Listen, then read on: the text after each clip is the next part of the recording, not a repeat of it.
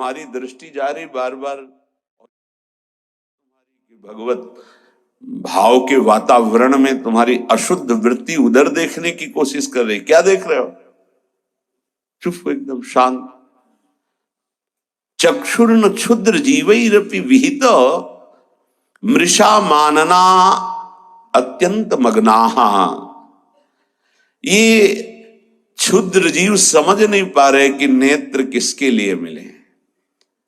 ये नेत्र मिले भगवत साक्षात्कार के लिए। ये विचार करो 5 मिनट आंख बंद करके, अगर ऐसे ही तुम्हारी आंखें छीन ली जाएं तो सोचो कैसा तुम्हारा जीवन होगा। जिन आंखों से तुम गंदी बातें कर रहे हो, गंदी बातें देख रहे हो, यही आंखें भगवान छीन लेते तुम्हारी, तो क्या तुम्हारा जीवन होता। आज तुम्हें भगवान ने आंख दी है, तुम इससे धर्म का दर्शन करो, सब में भगवत दर्शन करो, श्री विग्रह के दर्शन करो, संत दर्शन करो, नेत्र पावन करो। नेत्रों को दूषित कर लिया और मिथ्या देह सम्मान को तुमने सुख मान लिया। 4 लोग नमस्कार किए तो तुम अपने को श्रेष्ठ समझ लिए। किंचन मात्र भी कोई श्रेष्ठ नहीं है। ये पंचभूत शरीर सबके उसी सामग्री से बने हुए हैं। अंदर जो जीव अंश है भगवान का, बिल्कुल बराबर है। अब जो सम्मान और अपमान होता है, गुण और अवगुण का होता है, और गुण और अवगुण दोनों मायाकृत है। सुनो तात मायाकृत गुण और दोष अनेक, ये दोनों मायाकृत है। तो तुम किसका सम्मान? माया का। किसका अपमान? माया का। तुम तो मान और अपमान दोनों से परे हो। अगर कोई तुम्हें प्रणाम कर रहा है तो तुमको उसकी श्रद्धा को प्रणाम करना है। तुम खास थोड़ी हो गए कि वो तुम्हें साष्टांग प्रणाम कर रहा है तो तुम महान हो गए। महान वो है जो साष्टांग प्रणाम कर रहा है, उसकी श्रद्धा प्रबल है। नहीं, क्यों? कोई अंतर नहीं। जो इस देह में पंचभूत वही उस देह में पंचभूत, जो इसमें परमात्मा का अंश वो उसमें परमात्मा का अंश, उसकी श्रद्धा बड़ी है, इसलिए वो आपकी तरफ प्रणाम कर रहा है। बोले बहुत बुरा हो गया। मिथ्या मृषा मानना अत्यंत मग्नाः। मैं झूठ मूठ अपने को बड़ा मानकर सम्मान प्राप्त करने की लालसा, सम्मान स्वीकार कर लिया तो हृदय अपवित्र हो गया। बड़ा मन है, फंसाता रहता है, वो मकड़ी की जाल की तरह। फंसने वाला नहीं जानता है। संत सदगुरुदेव शास्त्र इनके सूत्रों को जब स्वीकार करे तो पता चलता मैं फंस रहा हूं या मुक्त हो रहा हूं। श्रीपाद कह रहे हैं कि देखो, जनेन्द्री ने फंसा दिया काम भोग में, नेत्रेंद्री ने फंसा दिया रूप में। सच्ची अगर सावधान न रहे तो ऐसे ऐसे फंसाव हैं कि जीवन ही नष्ट हो जाता है, पूरा जीवन। अब उसको लाख समझा रहे थे, कुछ समझ में नहीं आ रहा था। बस वो ये समझ रहा था कोई आशीर्वाद मिल जाए, जादू टोना मिल जाए कि वो जो हमारी मित्र है वो वापस हमको मिल जाए वापस। बस उसको इतना ही लक्ष्य था। और हम ज्ञान विज्ञान वर्णन कर रहे थे, वो सुन बैठा था केवल, क्योंकि समझ में आता है ना आप हमारी बात पकड़ रहे हो कि नहीं पकड़ रहे। नेत्रेंद्री ने रूपों में फंसा दिया, हृदय मलिन हो गया सम्मान प्राप्त करने की लालसा से।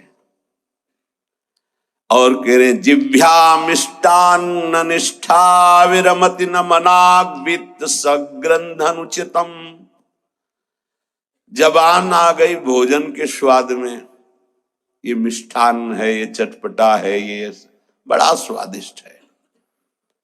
जिह्वा रसेंद्री यदि भोजन के स्वाद में मगन है तो राधा नाम सुधा रसम का स्वाद नहीं ले पाएगी। उचित आहार जो भगवत प्रसाद रूप है उसको डाल लेते हैं, उसके प्रति हम आसक्त नहीं होते, स्वाद दृष्टि नहीं रखते। पूर्व के संत भगवान के दर्शन होते थे, खप्पर रखते थे नारियल का, नारायण नारायण, दाल खीर रोटी जो भी मिला खप्पर में डाला, मिलाया। स्वाद से मतलब नहीं, प्राण पोषण से मतलब है। और यहाँ धनिया की चटनी अलग, टमाटर की चटनी अलग, भरा हुआ मिर्च अलग, ये अलग ये अलग, तो फिर राधा नाम सुधा रसम भूल जाओ। ये 2 अंगुल की जबान है, बस इतने में सारा खेल है। यहां से नीचे उतरने पर कोई स्वाद नहीं है भाई, इतने में घुमाने का स्वाद है। और अच्छे अच्छे इसी में फंस जाते हैं। जिसकी रसेंद्री विजयी नहीं हुआ रसेंद्री से, वो हर इंद्री का विजयी होने पर भी विजयी नहीं माना जाता। रसेंद्री विजयी जनेन्द्री विजयी जरूर होगा, और रसेंद्री जनेन्द्री विजयी संपूर्ण इंद्रियों का विजेता माना जाता है। धैर्यवान उसे ही कहते हैं जो 2 इंद्रियों को काबू में कर ले, रसेंद्री और जनेन्द्री। रसेंद्री मिष्टान्न आदि भोग पकवान पाने के लिए लोलुप जीवन हो गया, पेट बढ़ करके छाती से 1 बीता ऊंचा हो गया है। उठने बैठने में दिक्कत होती है, पर पाने के समय और कितना अधिक पाया जा सके, ये स्वाद वो स्वाद वो स्वाद कितना पाओगे, मर जाओगे पाते पाते, फिर भी तृप्ति नहीं होगी। बहुत विचित्र वासना है, बहुत विचित्र वासना है। चित्त वित्त सग्रंथ अनुचितम, ये विचार ही छोड़ दिया कि उचित क्या है अनुचित क्या है, बस धन मिलना चाहिए, जैसे धन मिले। सच्ची बात, आज चरित्र भगवत धर्म मर्यादा, इसका महत्व धीरे धीरे समाज से हटता जा रहा है। धन का महत्व होता जा रहा है। जैसे धन की प्राप्ति हो, चाहे चरित्र का नाश हो, चाहे धर्म का नाश हो, चाहे जीवन का ही क्यों ना नाश हो जाए, क्या दुर्दशा है।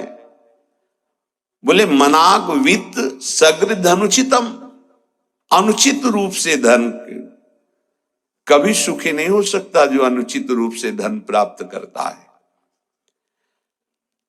हा वृंदारण्य कान्या भवति मम गतिश्चेदहम त्वत्स्थितोपि, मेरी क्या गति होगी जब मेरी इंद्रियां और मेरा मन ऐसा है। मैं आपका आश्रय लेता हूं, आपका वास स्वीकार करता हूं।